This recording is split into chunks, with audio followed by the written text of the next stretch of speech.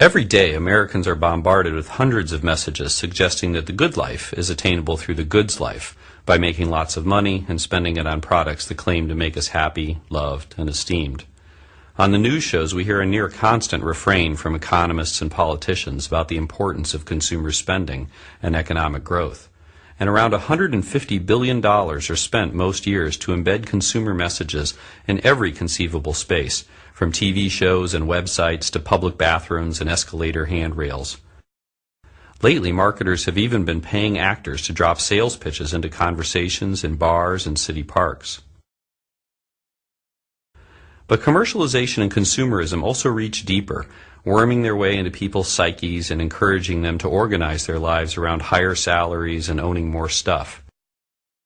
Unfortunately, this can come at a high price for the well-being of both people and the planet.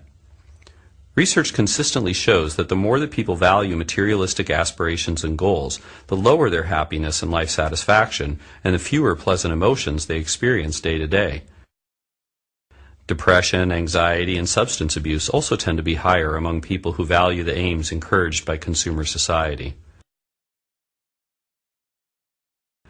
Strong materialistic values also influence our social relationships and thereby affect other people's well-being.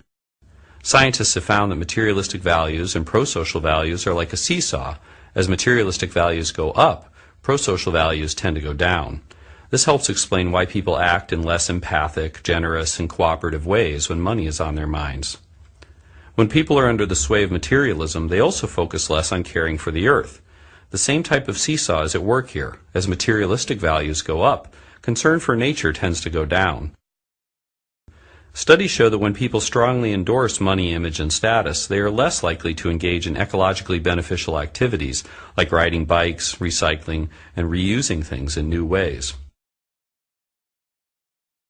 Clearly, if we hope to have a happier, more socially just, and more ecologically sustainable world, then we need to develop ways to diminish the power of materialistic values in our personal lives and in society.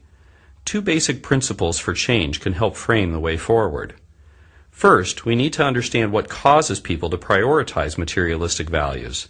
For instance, studies show that people focus more on material things when they feel insecure.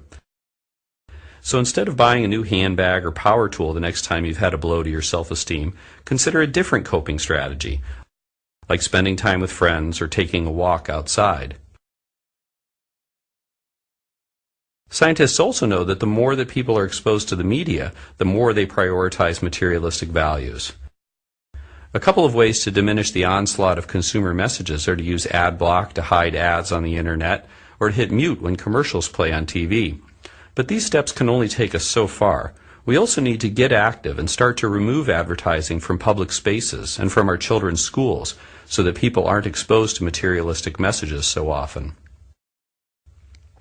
The second principle for change involves promoting intrinsic values for growing as a person, being close to one's family and friends, and improving the broader world. The research shows that intrinsic values not only promote personal, social, and ecological well-being, but can also act to immunize people against materialism. It's that seesaw again. As intrinsic values go up, materialistic values tend to go down. So part of the trick is to build a life that expresses your intrinsic values. That might involve spending more time with people you care about, finding meaningful work, even if it pays less, and taking part in volunteer opportunities for causes you care about. But again, changing our lifestyles is not enough. We also need to advocate for policies that promote intrinsic values. For example, countries like France and Bhutan have recognized that they can't only focus on GDP and other measures of economic growth.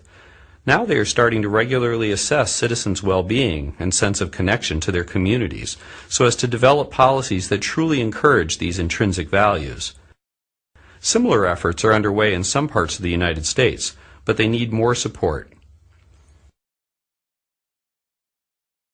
The grip that consumerism and commercialism have on our world can seem inescapable, and there are certainly powerful forces that push materialistic values on us. But by making changes in our personal lives and by working for broader societal changes, we can break the hold of materialism and be freer to live our intrinsic values. That, in turn, would help us to take important steps toward greater personal well-being, a more humane society, and a more sustainable world. En deudas y guerrillas y el siglo que se va, a México le da por esperar. Como he hecho falta en estos días, un capitán, un héroe, una señal, y no veo más que extrañas pistas de sueños que se pierden en el mar.